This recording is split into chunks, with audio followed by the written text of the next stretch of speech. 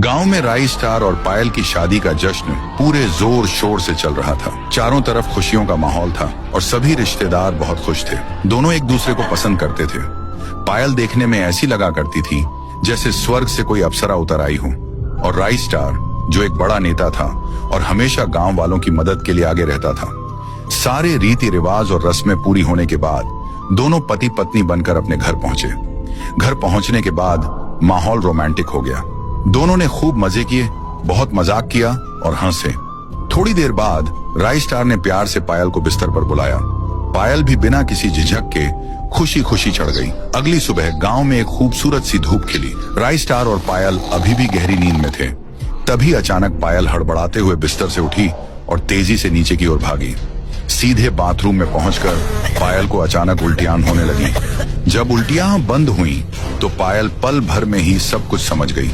उसके चेहरे पर एक बड़ी सी मुस्कान आ गई। वह तुरंत बाथरूम से बाहर आई। उसने उत्साह से राई स्टार को यह खुशखबरी बताई। राई सुनो, एक बहुत अच्छी खबर है। मैं माँ बनने वाली हूँ। जल्द ही हमारा घर बच्चे के रोने की आवाजों से गूंजने लगेगा।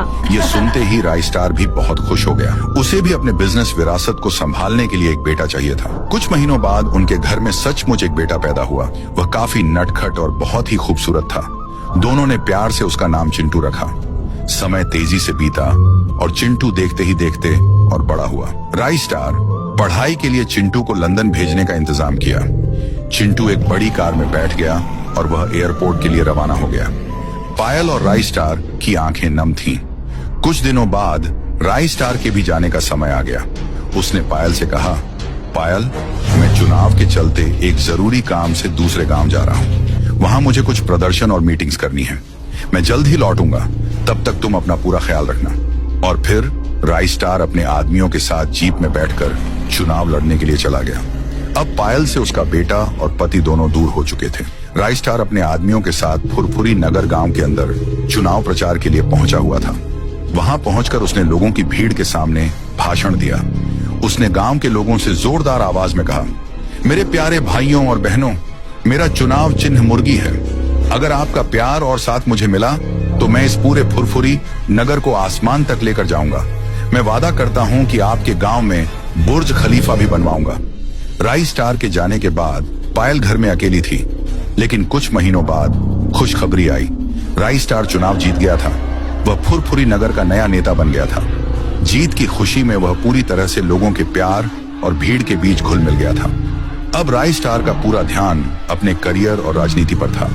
वह केवल गांव का नेता बनकर नहीं रहना चाहता था। वह चाहता था कि वह सरपंच से भी कुछ आगे बढ़े और बड़ी कुर्सी पर बैठे। इस लक्ष्य को पाने के लिए वह लोगों की खूब मदद करने लगा। उसने गांव की खेती बाड़ी में बहुत ध्यान दिया ताकि रोजगार के मौके बढ़ें। लेकिन उसकी पत्नी पायल की जरूरतों को वह समझ नहीं पा रहा था। पायल अभी भी बेहद खूबसूरत और जवान थी। उसे अपने पति के प्यार की जरूरत थी। पर राई स्टार को गए हुए महीने हो गए थे और दिन तेजी से कटते जा रहे थे। इस अकेलेपन में पायल की जवानी और खूबसूरती निखरती जा रही थी। पायल का जो जवान शरीर था वह अब उसे काटने के लिए दौड़ता था और उसकी हवस उसे अंदर ही अंदर खाने के लिए दौड़ रही थी। एक दिन एक भंगार खरीदने वाला लड़का, जिसका नाम रमेश था, जो पहली बार अपने ट्रक को लेकर पायल के घर के सामने आवाज लगाने लगा। सुनो सुनो रे भैया भाभियों, आपकी गली में रमेश भंगार वाला आ चुका है। जल्दी अपने घरों से भंगार, बाटली, टायर, जो कुछ भी हो लेकर आइए। आपको अच्छे दाम मिलेंगे। रमेश की यह आवाज सुनकर पायल बाहर निकलकर देखने लगी। उसने देखा कि भंगार वाला लड़का, जो कि कबाड़ इकट्ठा करता था, वह बेहद हैंडसम और हट्टा कट्टा नौजवान था। उसकी उम्र लगभग 25 साल की थी। पायल ने जब रमेश को देखा तो उसके मन में कुछ अजीब सी फीलिंग जाग उठी। वह वो भावना थी जिसे वह लंबे समय से दबाए हुए थी। वह तुरंत रमेश के पास गई और थोड़ी शर्माते हुए बोली, मेरे घर में काफी सालों का भंगार रखा हुआ है। आप अंदर चलिए और देख लीजिए। आप अच्छे भाव से भंगार ले लेना। रमेश ने सिर हिलाया और फिर पायल और रमेश दोनों घर के अंदर चले गए। पायल उसे कोने में रखा हुआ काफी सारा भंगार दिखाती है। रमेश उन चीजों को अच्छे से देखता है और हिसाब लगाकर कहता है, वाह, भंगार तो आपके पास अच्छा खासा है। मैं लोहा 20 रुपए किलो से लूंगा और प्लास्टिक 11 रुपए किलो से। आपको अच्छी कीमत मिल रही है। रमेश सारे भंगार को अपनी टेम्पो में डालने लगा। पायल बार बार रमेश को घूरे जा रही थी। पायल ने रमेश से कहा, क्या तुम्हारी पत्नी बच्चे नहीं है? तुम्हारी शादी नहीं हुई क्या अभी तक? तभी रमेश बोला, नहीं, मैं अकेला हूँ। मेरी शादी नहीं हुई है और अभी मेरे पत्नी बच्चे कहाँ से आएंगे? मैं तो एक कबाड़ वाला हूँ। फिर पायल कहती है, अगर तुम्हारी पत्नी होती तो कितना अच्छा रहता, तुम्हारा ख्याल रखती। अब तुम्हारी उम्र भी काफी होती जा रही है, धीरे धीरे तुम बूढ़े हो जाओगे, फिर कौन तुमसे शादी करेगा?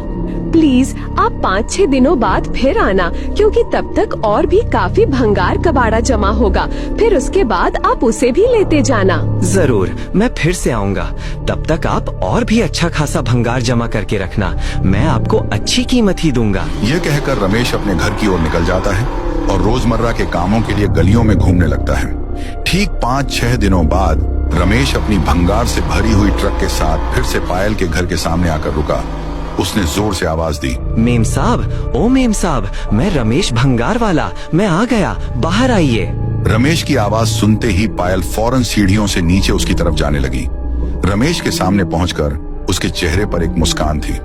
उसने कहा, अरे वाह, तुम बड़े सही समय पर आ गए। मेरे पास इतने दिनों में बहुत भंगार जमा हो गया है। चलिए, वो ऊपर रखा हुआ है, वो भी ले लीजिए अच्छे भाव से। इसके बाद पायल रमेश को लेकर घर के अंदर सीधे ऊपर के कमरे में ले जाने लगी। दोनों कमरे के अंदर पहुंचे। रमेश ने चारों ओर नजर घुमाई, पर उसे कोई भंगार नहीं दिखा।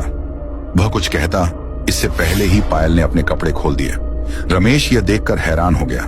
पायल ने रमेश से उत्तेजित होकर कहा, अरे इधर उधर क्या देख रहे हो? सामने देखो, तुम्हारे सामने भंगार पड़ा रखा है। रमेश जो अब भी थोड़ा हैरान था बोला, आप ये कैसी बातें कर रही हैं?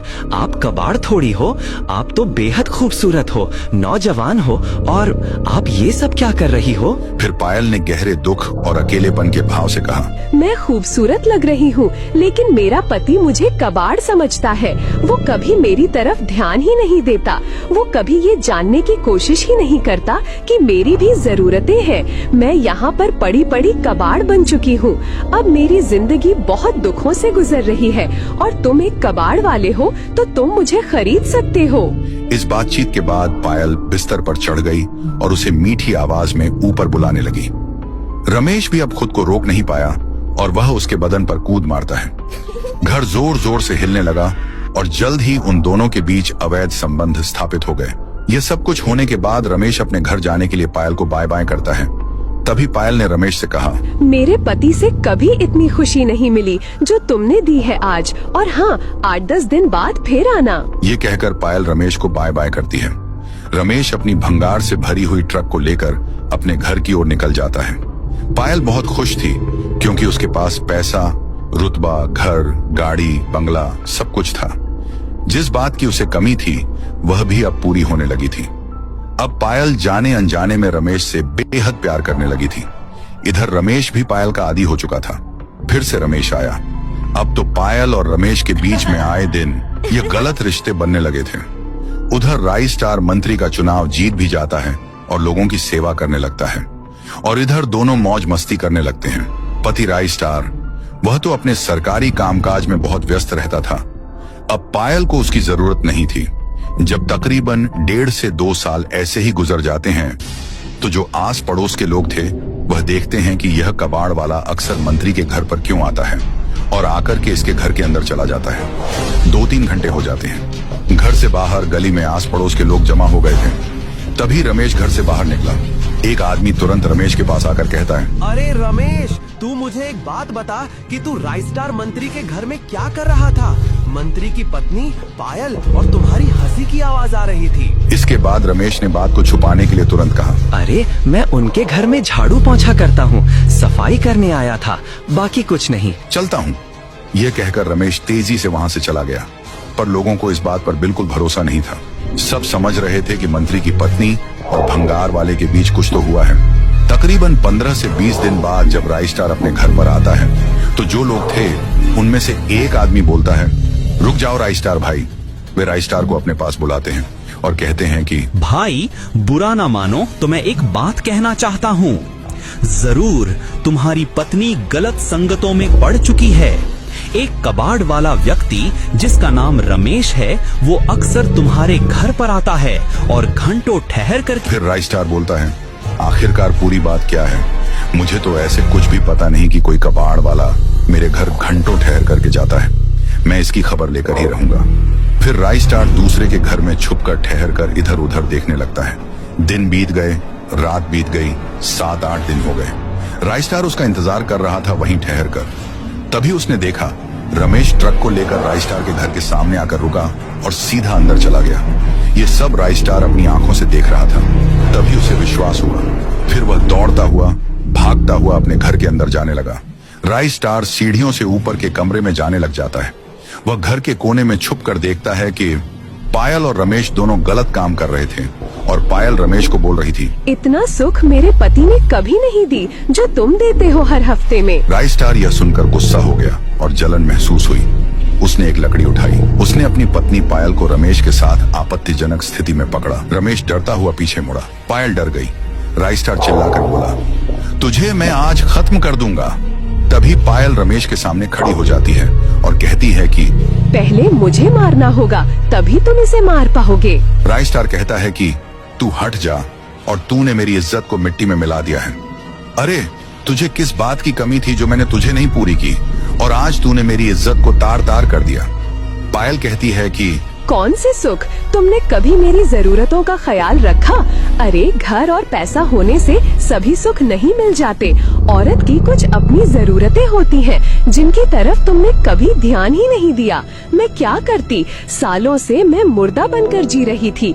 मुझे तो ये लगता था कि आत्महत्या कर लूं, लेकिन तुम पूरी तरह से पैसे के लिए पागल हो चुके थे। मैंने तुम्हें बार बार ये कहने की कोशिश की, लेकिन तुमने मेरी भावना को समझा ही नहीं। अब राइस्टार समझ जाता है कि पायल पूरी तरह से रमेश की दीवानी हो चुकी है। साथ ही उसको अपनी गलतियों का एहसास भी हो चुका था। तब राइस्टार कहता है, क्या करूं? अगर तुम दोनों को मार दूंगा तो समाज में मेरी बदनामी होगी। अगर इस कबाड़ वाले को भी मार दूंगा तो भी मेरी बदनामी होगी। आखिरकार मैं करूं क्या? पायल कहती है, तुम कुछ भी मत करो। तुम जैसा चल रहा है वैसा चलने दो और गांव वालों से बोल दो कि वो हमारे घर में कुछ काम करने के लिए आता है। राइस्टार अपने दिमाग से काम लेता है और गांव वालों से बोल देता है कि वह कबाड़ वाला मेरे घर में कुछ काम करने आता है, जैसे झाड़ू पोंछा, पौधों को पानी देना, ये सब करने आता है। फिर गांव वाले राइस्टार मंत्री के मुंह से बात सुनकर एकदम शांत हो जाते हैं। लेकिन यह बात राइस्टार को अंदर ही अंदर खाए जा रही थी कि उसकी पत्नी एक कबाड़ वाले के साथ गलत रिश्तों में लिप्त है। तकरीबन 15 से 20 दिन बाद राइस्टार अपनी पत्नी से कहता है कि चलो हम किसी एक अच्छे जगह पर घूमने के लिए चलते हैं। पायल यह बात सुनकर बहुत खुश हो जाती है। वह कहती है कि अगर हम चल रहे हैं तो क्यों ना हम रमेश को भी साथ ले लें? राइस्टार कहता है कि ठीक है, उसे भी साथ ले लो। पायल को लग रहा था कि राइस्टार पूरी तरह से उसके वश में है और जैसा वह चाहेगी वैसा करेगी। राइस्टार अपनी पत्नी पायल और उस कबाड़ वाले रमेश को साथ ले जाता है और घर से 300 से 400 किलोमीटर दूर एक खूबसूरत जगह पर जाता है। एक आध दिन घूमते हैं, खूब हंसी मजाक करते हैं। राइस्टार को समझ में आता है कि पायल रमेश से बहुत ज्यादा प्रेम करती है, उसी के साथ खुश है। तब तीर्थ स्थान पर जाने के बाद वहां पर राइस्टार अपनी पत्नी पायल से कहता है कि अब मैं तुम्हारी शादी इस रमेश के साथ कराने वाला हूं, क्योंकि तुम इसके साथ बेहद खुश हो और मैं नहीं चाहता कि किसी की जिंदगी बर्बाद हो। अगर तुम हमारे घर पर रहोगी तो एक ना एक दिन गुस्से में आकर मेरे हाथों से कुछ हो जाएगा, या फिर तुम मुझे धोखा देकर मार दोगी। इसीलिए तुम इसके साथ खुश हो तो इसके साथ विवाह कर लो। पायल सुनती है तो वह रोने लगती है, गिड़गिड़ाने लगती है और बोलती है, मुझे बड़ी गलती हो गई, अब ऐसी गलती नहीं करूंगी। मैं रमेश को छोड़ दूंगी। तभी राइस्टार अपनी पत्नी पायल को वहां पर छोड़ के अपने घर जाने लगता है। पायल रुको रुको कर कर चिल्लाने लगती है। उधर पायल न चाहते हुए भी उस कबाड़ वाले रमेश के साथ रहने लगती है, क्योंकि रमेश के पास कुछ भी नहीं था। एक टूटी फूटी झोपड़ी थी, वह भी किराए से रहा करता था। सिर्फ कबाड़ बीनना उसका काम था। अब पायल उसके साथ कबाड़ बीनने का काम करने लगती, उसके साथ साथ रहने लगती। उसे शारीरिक सुख तो मिलता था, लेकिन अब वह बहुत गरीब स्थिति में जी रही थी। बैठी बैठी अपने आप को कोसती थी कि उसने अपने हाथों से अपने पैरों पर कुल्हाड़ी मार ली है। लेकिन अब क्या था, अब बहुत देर हो चुकी थी। इधर कुछ दिनों बाद अपने बच्चों को घर पर बुलाता है। उन्हें बताता है कि उनकी जो माँ है वह तीर्थ स्थान पर घूमने के लिए गई थी, कि वह गुम हो गई, और वह उन्हें ढूंढने की खूब कोशिश करता रहा, लेकिन वह नहीं मिली। बच्चे भी यकीन कर लेते हैं कि उनकी माँ अब एक मेले में खो चुकी है। किसी को भी इस बात की खबर नहीं थी कि उनकी माँ ने क्या